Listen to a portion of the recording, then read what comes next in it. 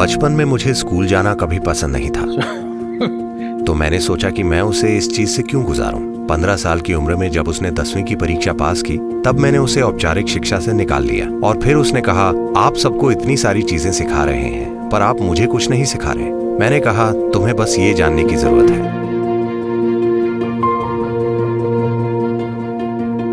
मेरे पास बहुत काम था, तो मैंने कभी ये सोचा ही नहीं। हमारा अपना बच्चा होना चाहिए। पर मेरी पत्नी ने कहा, कम से कम एक। मैंने कहा, ठीक है, एक, सिर्फ एक। तो ऐसा हुआ, और जब वो छोटी थी, 3-3.5 महीने की, तब से मैं पूरे दक्षिण भारत में ड्राइव करता था। वो मेरी कार की आगे की सीट पर बंधी रहती थी। मैं अकेला कार चलाता था। मेरा एक हाथ यहां, एक हाथ स्टीयरिंग व्हील पर। ये वो समय था जब हम ईशा फाउंडेशन बना रहे थे, तो मैं बहुत ज्यादा यात्रा करता था। और वो मेरे साथ रहती थी जब वो 3.5 महीने की शिशु थी। तो पहले 4 साल वो मेरे साथ कार में बड़ी हुई और कई लोगों के घरों में भी। इसलिए वो हजारों लोगों से मिली और उसने सीखा कि किसी भी घर का हिस्सा कैसे बना जाता है, कहीं भी, चाहे वो दुनिया का सबसे समृद्ध घर हो या एक आदिवासी का घर हो। मैं जहां कहीं भी रहा, मैंने पक्का किया कि उसका हर चीज से सामना हो। मैं नहीं चाहता था कि उसमें पूर्व धारणा की भावना विकसित हो, पसंद नापसंद कि कहाँ रहना है और कहाँ नहीं रहना है। और जब तक वो 3 साल की हुई, वो कम से कम 1000 लोगों को नाम से जानती थी, जिन्हें वो अपना दोस्त मानती थी। वे निश्चित रूप से उसकी उम्र के नहीं थे, सभी बड़ी उम्र के थे। तो जबरदस्त रूप से लोगों से सामना होता था। और मैंने सोचा कि मैं उसे स्कूल नहीं भेजूंगा, क्योंकि मुझे स्कूल जाना कभी पसंद नहीं था जब मैं छोटा था। तो मैंने सोचा कि मैं उसे क्यों इस चीज से गुजारूं। फिर जो इकलौती चीज जो मैं उसे उपलब्ध नहीं करा पाया, वो थे उसके हम उम्र के बच्चे।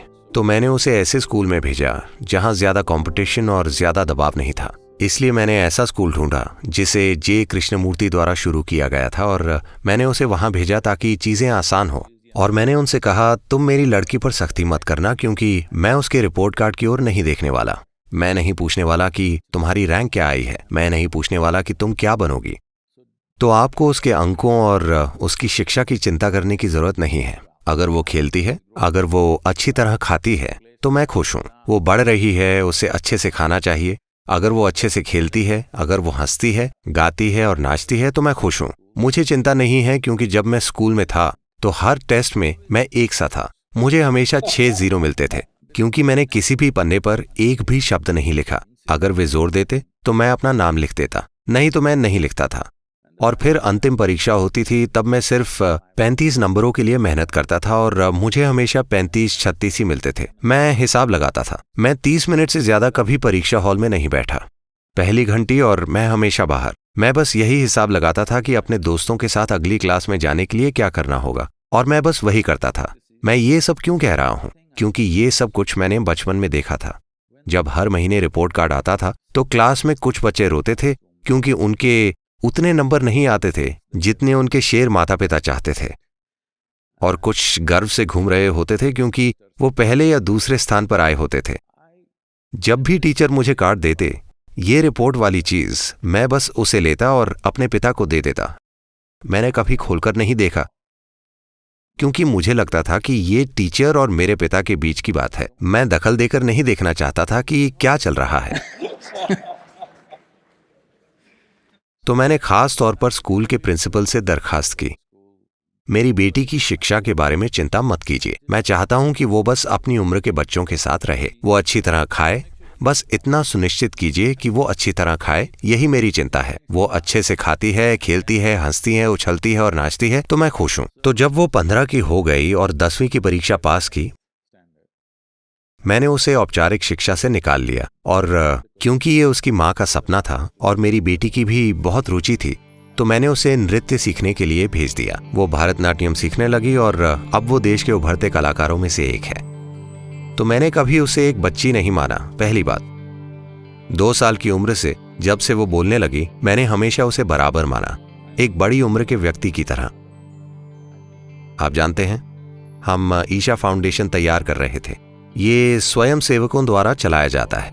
स्वयं सेवक का अर्थ है हम अलग अलग काम करते हैं, हम दुनिया भर में बिजनेस और बड़े प्रोजेक्ट्स चला रहे हैं। उनमें से सिर्फ कुछ टीचर प्रशिक्षित हैं, बाकी कोई भी अपने काम के लिए प्रशिक्षित नहीं है। ठीक है, क्योंकि मैं इंतजार नहीं कर सकता और आईआईटी या आईआईएम या ऐसी जगह से किसी को नहीं चुन सकता। वे जिन्हें आप सभी के द्वारा रिजेक्ट कर दिया जाता है, शायद वे मेरे पास आते हैं। जो भी आता है मैं उन्हें ले लेता हूं और इस काम उस काम हर तरह के काम में लगा देता हूं। तो जो काम एक शब्द में किया जा सकता है, मुझे 100 शब्द बोलने पड़ते हैं उन्हें समझाने के लिए, ताकि वे काम करते रहें, प्रतिबद्ध रहें, ताकि काम आगे बढ़े। और क्योंकि वे स्वयं सेवक हैं, आप उन्हें निकाल नहीं सकते।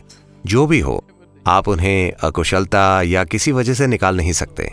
इसलिए संगठन में, मैनेजमेंट में जो भी समस्याएं होती, लोगों की व्यक्तिगत समस्याएं, वयस्क समस्याएं, हर तरह की समस्याएं, मैं कभी भी उसे एक समस्या देता और कहता इसका क्या करें।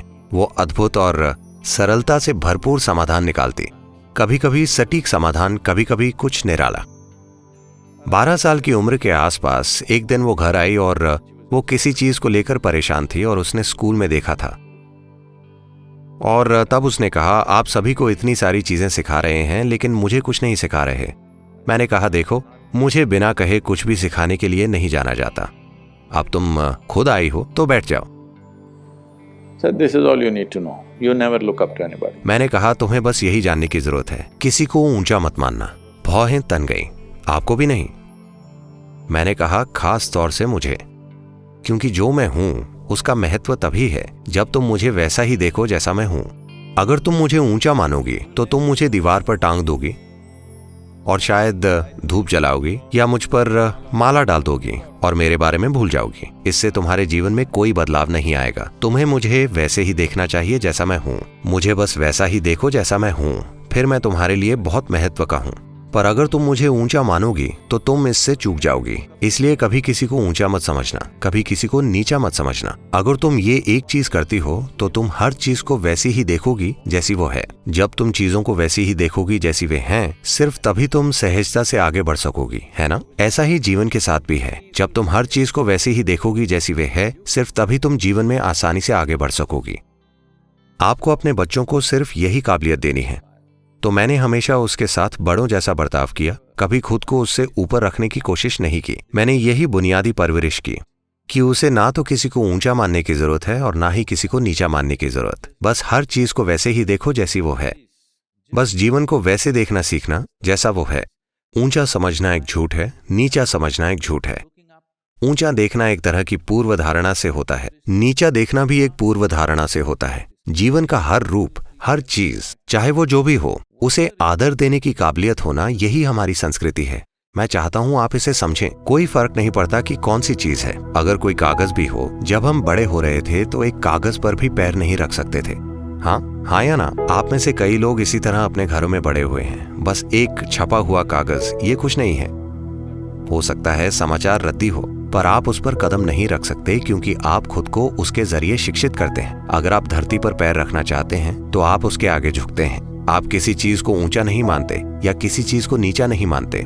जो आप अपने भगवान के साथ करते हैं वही आप सबके साथ करते हैं। ये किसी सांस्कृतिक या धार्मिक तरीके से ना बताते हुए मैंने बस इसे उसके जीवन में उभारा और मुझे लगता है इसने शानदार तरीके से काम किया है।